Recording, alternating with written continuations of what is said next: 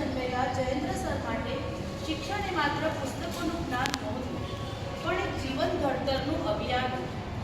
શૂન્યમાંથી સર્જન કેવી રીતે થઈ શકે તેનું ઉત્તમ ઉદાહરણ એટલે સર શ્રી જયેન્દ્ર સર.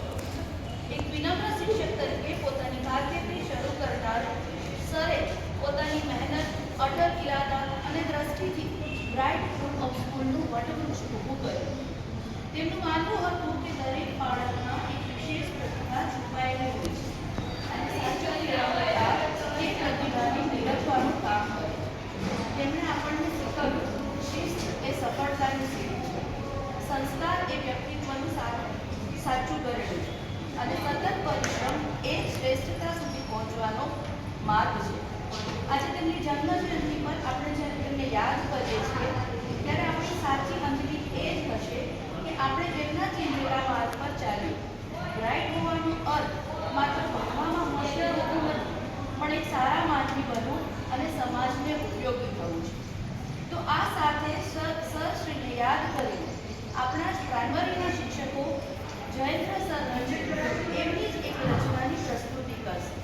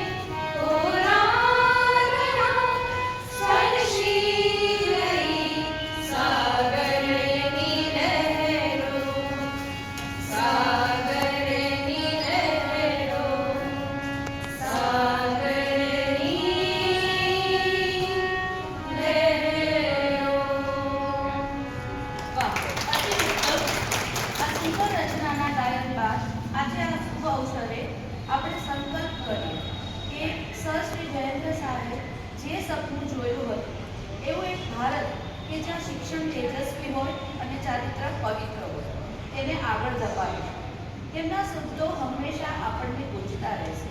પ્રારબ્ધ અને પુરુષાર્થનો થયો સમન્વય જ્યારે શૂન્યમાંથી સર્જન કર્યું નવલી બ્રાઇટનું ત્યારે. આદરણીય જયેન્દ્ર સરના ચરણોમાં વંદન સાથે મારું